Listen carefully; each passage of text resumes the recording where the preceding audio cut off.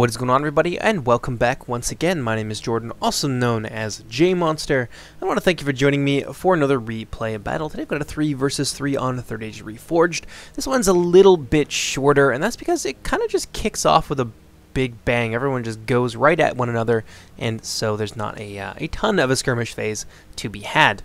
That being said, I am a little bit short on time, so I've chosen to do one of the shorter replays I was sent, just because there's a lot of work that is needed to be done for the patch, which will be coming out very, very soon. So for that reason, I'm not going to go into much detail when it comes to the stats, just little tidbits here and there, because, well, the only reason I do that is so people are able to get themselves situated within the game's meta, and since that's going to be changing in a extremely drastic way, basically being turned on its head in the new patch, I'm not going to be doing that from now on, at least until the patch comes out. When the patch comes out, I'll go into all the detail you guys like.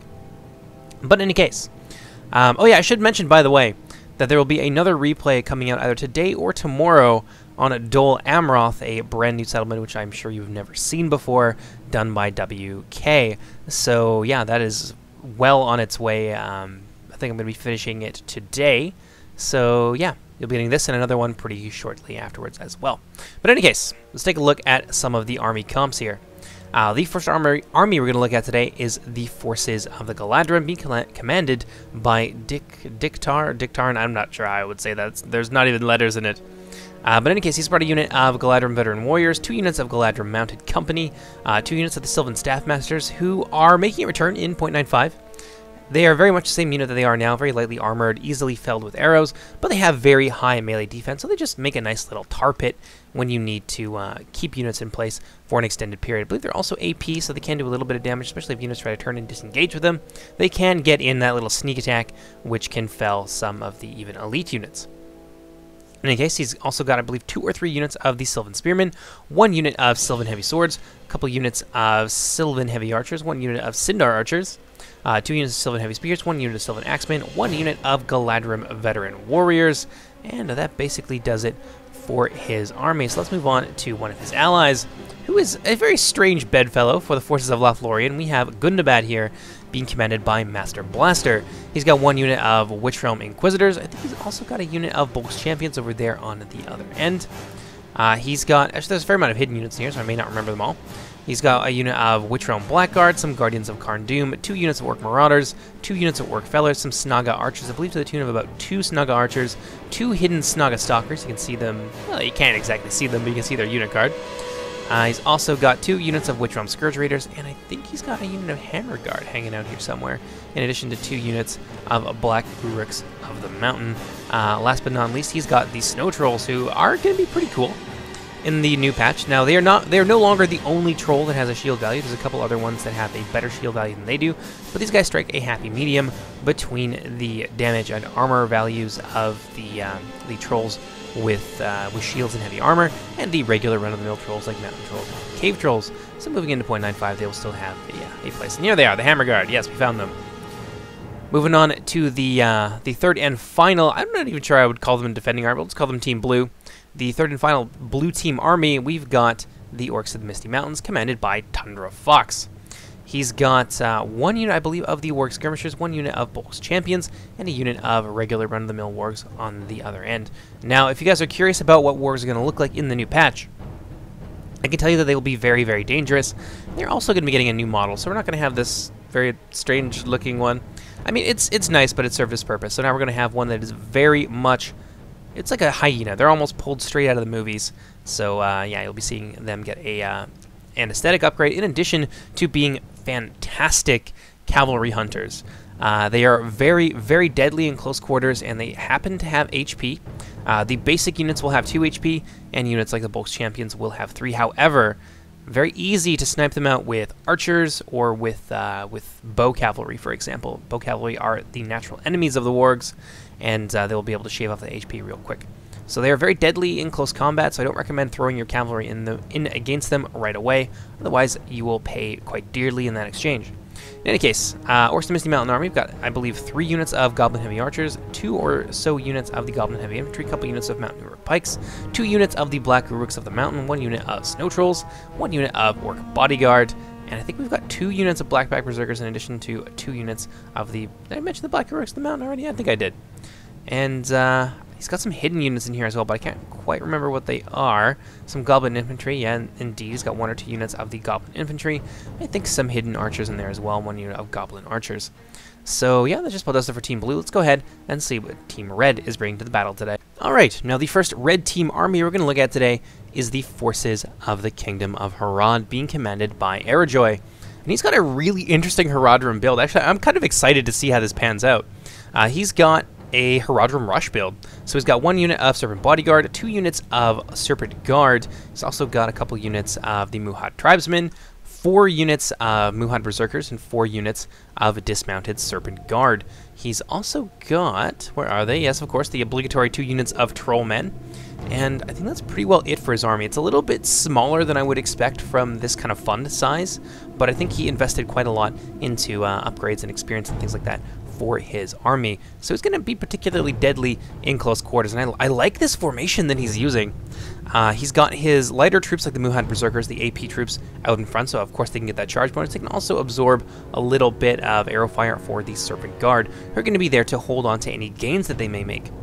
Now, in behind them, he's got a couple units of the Muhad Tribesmen, so now the Misty Mountains player has a choice to make here. He can try and focus down the Muhad Berserkers, or he can try and deal with the Muhad Tribesmen in behind them. Either way, he's going to be leaving a deadly element of this enemy army time to get themselves into position in order to do a ton of work. So this is a really cool Haradrim force, and yeah, like I said, I can't wait to see how it works out. Now over here we have an interesting Isengard army. Pardon me. We've got 4 units of Uruk-hai crossbowmen here. This is being commanded by Exlop on top, by the way.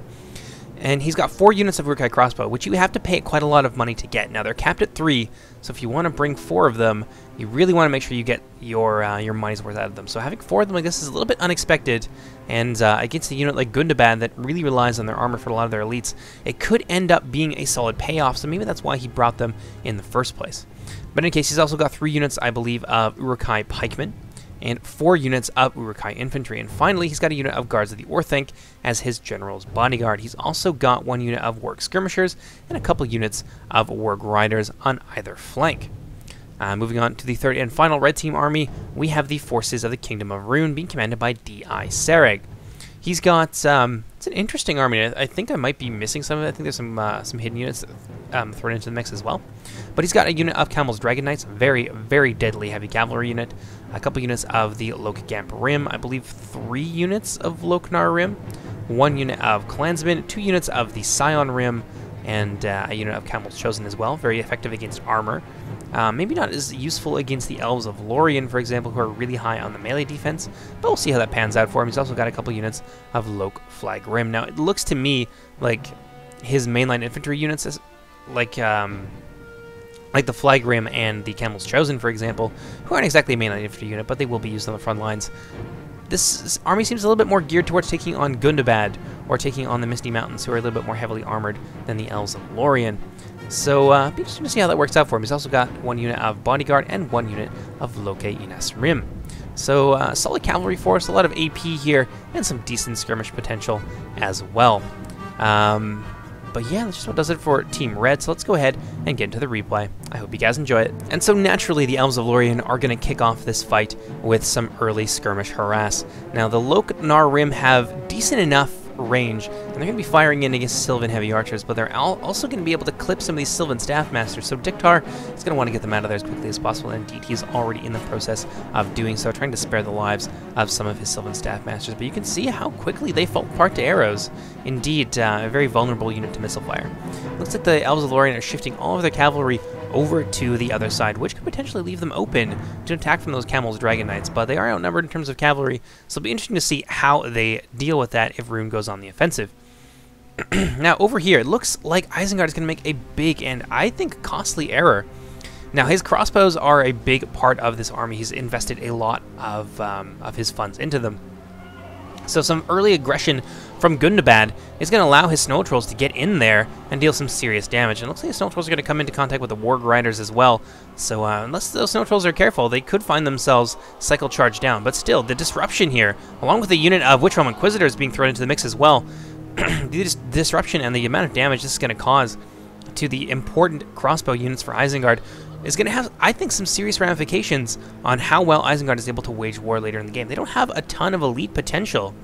They've really gone with a lot of chaff, which is a tough pick against an army like Gundabad, so they really need to rely on their crossbows here, but unfortunately, those crossbows are getting chewed out now by a couple of really powerful elite units, and it looks like Gundabad has also mobilized their not invisible, but their kind of ninja core Snaga Stalkers getting in there amongst the Uruk-hai crossbows as well. And it looks like all of this came as a result of moving a little bit too far forward early on in the game. I think if I was Isengard, I would have pulled back and let Gundabad come to me, because they are Gundabad. That is what they do. They will inevitably charge at you. Over on this end, though, this is where the real party seems to be. So the Harad are going to charge headlong into the ranks of the Misty Mountains. A lot of those Muhad Berserkers getting in amongst the Mountain Uruk Pikes, which is a tough fight. I think now that they are getting to overlap them on the flank and break up the formation a little bit, they will do very well against the Pikes. But normally you don't want to throw lightly armored units like this, like the Muhad Berserkers, into the front of a Pike wall, because they will die. They will die in great numbers, and you can see it already over here, where they are not able to flank around on the Uruk Pikes.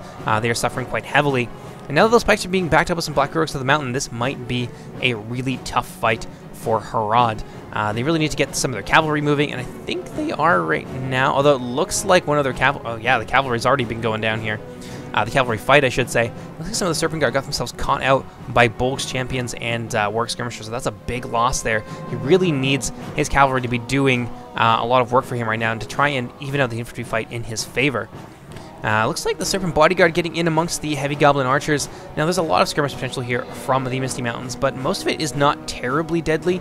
I would probably be focusing on launching Hammer and Anvil strikes on this undefended flank here, and just kind of distracting the rest of the War Cavalry Corps with my Serpent Guard, and then just kind of bobbing and weaving, and when they go after one of your units of cavalry, pull them out, and then hit somewhere else with your other two units. But I don't think going after the archers is terribly productive. I mean, I can understand the impetus behind it. Harad, especially the Muhad Berserkers, who have very little armor, but Harad in general has very, very low armor values, so it's easy for them to get destroyed. And he is kind of distracting the archers long enough for his trollmen of Harad to make it to the front lines, more or less unharassed. So there are some benefits to doing what he's doing right now, but I think he would be better served trying to win the infantry fight with his cavalry working in tandem with his infantry. In any case, let's move over and see what is happening to Isengard. Got some Orc Fellers here from Gundabad bearing down hard on the Isengard line. Now, the pikemen here, they really need some of the infantry support, so I think that this is going to turn out to be a big mistake for the Isengarders. But in any case, the Uruk-hai pikemen here seem to be getting overwhelmed by units like the Witch Realm Blackguard, a lot of these heavy elites. I don't think I mentioned the Witch Realm Blackguard, but indeed they are in Gundabad's army. And finally, the Uruk-hai infantry moving in to try and support the Isengard pike line. Now, these pikes are really strong. Pikes in general are very strong and reforged, and from the front, they can actually deal with certain melee units like this, but because they're getting crushed on the flanks, and they don't have a ton of support, I think this second unit of pikemen would be very well served over on this end, they'd be able to hold for quite some time, and he could use the Uruk-hai infantry to try and deal with this flanking attack here from Gundabad. But at the moment, Gundabad just seems to be overwhelming the densely packed Isengard forces.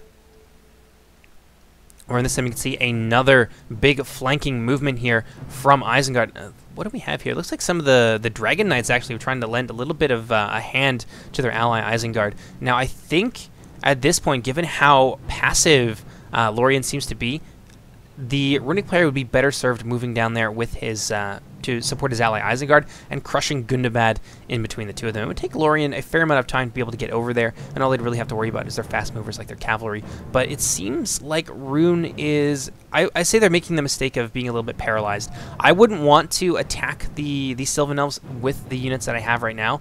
I think that their missile units, and the ones they brought to the table at least, are strong enough that that would make me very wary. So I think helping his ally, who is a much nearer target and definitely in need of his help right now, would be a better strategy than just kind of sitting there and getting shot to death by the Elves of Lorien. But in any case, Isengard really suffering quite heavily right now, but I want to see how Harad is doing. Let's take a look.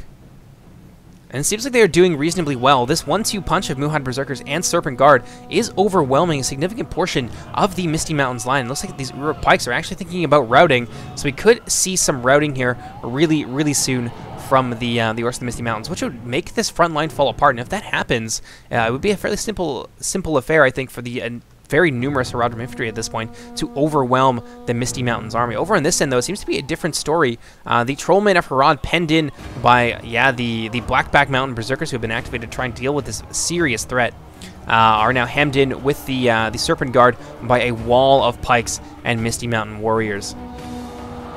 Yeah, this is definitely a tough situation, and the elite units that Arajoy really needs to be intact moving into the late stage of his battle with the Misty Mountains are kind of being crushed here by a flanking movement from the Orcs of the Misty Mountains. But over here, it seems like things are going really well, and if he manages to rout these guys quickly, then he could bring his units in quickly enough to outflank these flankers, surround them, and completely destroy all that remains of the Misty Mountains armies. Now in the back, it looks like the Goblin Archers and a lot of the cavalry is being just scattered by the Serpent Guard. So in that regard, Arajoy is doing a pretty decent job in terms of shutting down the Misty Mountains range units. So hats off to him for that, and it has really served him well, especially in terms of his Trollmen. But over here, though, you can see the Trollmen. Actually, no, that's not the Trollmen. What do we got in the back here?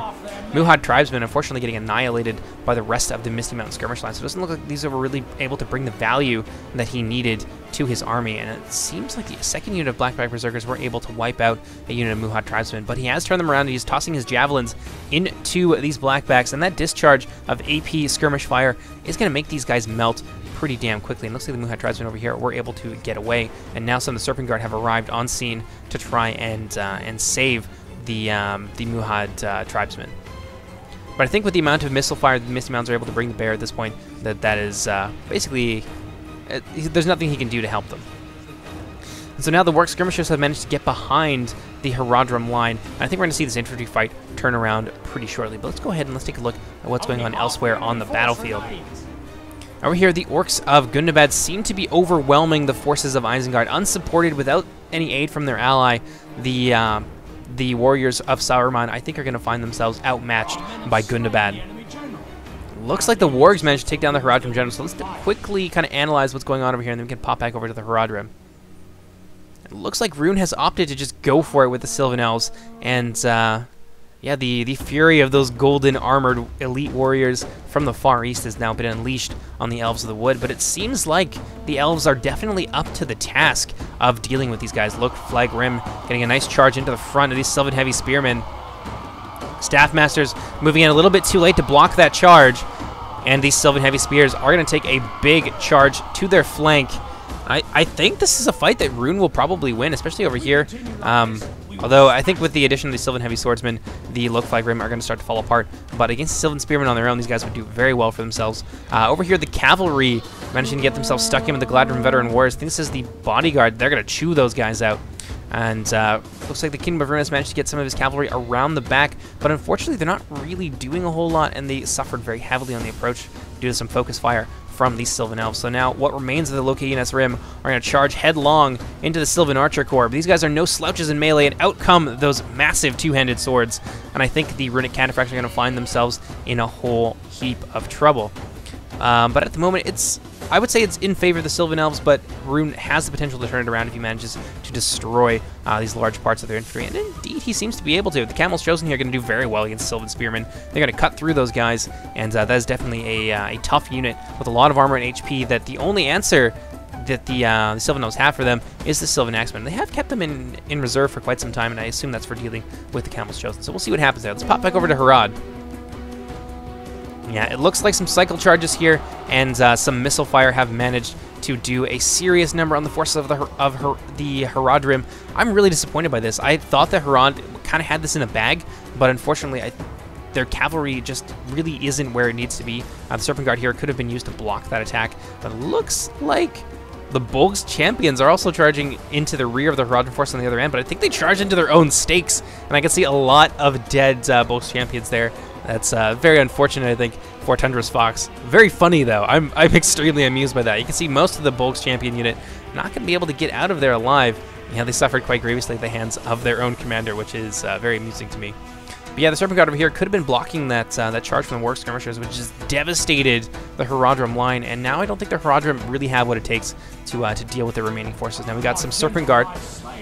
Oh, looks like the Sylvan Elf General just went down. We'll get over there in just a second, but it looks like the Serpent Guard have managed to get behind the enemy lines, but the Orc Bodyguards are going to be able to shut them down. So I think the Serpent Guard need to come in to the rear of these Orc Bodyguards, but yeah, there's not really a whole lot else here that the Misty Mountains can throw at them. I mean, these trollmen are fighting hard against the Black Orcs of the Mountain, but I think most of the Blackback Berserkers have been expended fighting against the Haradrim elites, although there are a fairly significant number of them over here being held down by a unit of Serpent Guard. But it looks like the Serpent Guard are going to make the same mistake of charging into those stakes. Very unfortunate for them. Let's go see what's going on the side of Rhun. Rhun doing pretty well. Oh, there goes the Runic General, though. Of course, as soon as I say that, the Runic General goes down. Looks like the Bodyguard has now been committed to dealing with the Sylvan Heavy Archers, and they have done very well. A lot of the Sylvan Heavy Archers have been cut down by the Runic Cataphracts, but of course, there are still some Galadrim Veteran Warriors and some other elite units like the Sindar Archers that are still yet to play their hands. I got a Hammer and Anvil charge here by what remains of the Camel's Dragon Knights getting into the back of the Sylvan Heavy Axemen. We're going to turn around and counter-charge. Let's see what happens to them. They do pretty well. They managed to take down some of the Camel's Dragon Knights, who I think have been fighting for quite some time at this point, so they're probably low on their HP. Let's see what's going on with Isengard. Oh, poor Isengard. They have been shattered by the forces of Gundabad, who are very, very much intact at this point. Yeah, I got the Hammer Guard here, still very, very healthy, and a lot of that really came down to the early mistake that Isengard made with their movement. They got their important crossbow units stuck out and charged down by some fast movers like the Snow Trolls and the Witch Realm Inquisitors. So that was probably the thing that put the nail in their coffin. I think if they had 4 crossbow units firing at full capacity while their infantry held the line, rather than putting their crossbow units on the front line, they could have done very, very well against this Gundabad Rush Army. Oh, what do you know? They have some Numenor and Shadow Guard in there as well. Although, note on the Shadow Guard, the Gundabad will be losing them in the next patch because they're an elite infantry rush faction. They don't really need a unit of elite archers. But anyway, let's pop back over, see how Rhun is doing. It's looking pretty even here with the Sylvan Elves, though. Actually, I think the Rhun is managing to turn the infantry fight around a little bit, which is a little bit surprising to me. Those Camels Chosen have really shown that they are some deadly elite forces. So now over on this end, we've got we've got a front row seat, I suppose, to the end of the Haradrim, who were doing so well for so long, but those Hammer and Anvil charges from the Warg Skirmishers and from the Bolgs Champions ended up destroying them. They just weren't able to deal with this portion of the Misty Mountain line fast enough to bring the rest of their forces around to deal with the Misty Mountains elites that were concentrated on their left. Now, if they had some kind of answer to the Warg Riders, I think they would have been okay, and definitely if they were able to get their Muhad skirmishers going and pelting like those pike walls, for example, or any of the elite units, then I think the Haradrim definitely had the chops to win this fight. But unfortunately, it just didn't end up going that way, and they lost a lot of their momentum and eventually were cut down. So those 2 fights have been won. So I think it's now a foregone conclusion that Team Blue is going to win this. But let's see. Let's see exactly what the Runic players managed to do here. Now, the Sylvan Elves seem to be suffering quite heavily. Camels Chosen still at full capacity, cutting it down Sylvan Elves left and right. It looks like the Lothlorien are trying to pull their unit of Sylvan Axemen through this gap here and surround the Camels Chosen, which honestly is what they need to do at this point. The Galadrim Veteran Warriors have been committed to the fray, and a rear charge from the Sylvan Axemen with their high AP damage is going to be everything that is needed. Now, a little bit of a micro mistake here by the forces of Rhun. It looks like the clansmen, either they got left out here or their purpose is to just kind of slow down any attack from the rear. And the Witch Realm Inquisitors are definitely going to charge right through them. This very thin line of clansmen can be routed nearly immediately by those deadly Numenorian warriors. And now they're going to be free to charge headlong into the back of the Runic forces. And now I think that Rhun could have won this fight. Honestly, I think unaided, Rhun would have overcame the Elves of Lorien. But now that the blue team allies have managed to finish their fights and bring their forces over to support their ally, this is going to be a foregone conclusion here. So let's go ahead, let's fast forward just a little bit and witness the end here for the Runic player. Di-Sereg, he surprised me. I didn't think that he'd be able to beat the Sylvan Elves in this kind of situation. I definitely would not have taken this fight, but he opted to, and he did very well. And I think without the aid of the blue team allies, he would have eventually beaten down the valiant Elves of Lorien. But it was a good fight. It ended Wow, let's try that again. It ended up being very one-sided, but I think there's some very clear reasons for that. Each team had the capacity to beat one another, but there was a few mistakes that were made that cascaded into catastrophic failure for 2 of the 3 red team players. Now, as I was saying earlier, if I was Rhun, I definitely would have moved over to support my ally against Gundabad. I mean, naturally that does allow the Lorien player to come in from the rear and potentially cause a lot of problems, but the Runic player had the cavalry, I think, to project his power far across the field and keep the Sylvan Elves from being too much of a problem, or at the very least delaying them. So I probably would have tried something a little bit different, but of course all of this is just in retrospect. So there you have it. The Runic forces have, for the most part, been annihilated, although I think maybe there's a small number of them still fighting somewhere. Yeah, maybe there's like a tiny number of them elsewhere in here, but even though it was a one-sided battle, I thought it was pretty entertaining. We had some cool army comps, and of course there was a lot of mistakes that were made that we can all learn from in subsequent battles. So I hope you guys have enjoyed this so far. Let's go ahead and kick that up to 6 times speed. I think, yeah, there's like a tiny amount of Runic forces in here. This is the Campbell's Chosen, of course it is. And there you have it. The Runic player admits defeat, and that is going to be the end. Now, Arajoy managed to kill a significant number of the Misty Mountains forces, but it just ultimately wasn't enough. I think mostly what they have left, though, is some of their elites and a large number of archers and things like that. Eggslop on top didn't do great against Gundabad. He only managed to kill a little bit over half of them. But honestly, a lot of that came down to what happened to his crossbows early on in the game. I would definitely not have advanced on Gundabad. I would have let them come to me and let them walk into a hail of withering crossbow fire.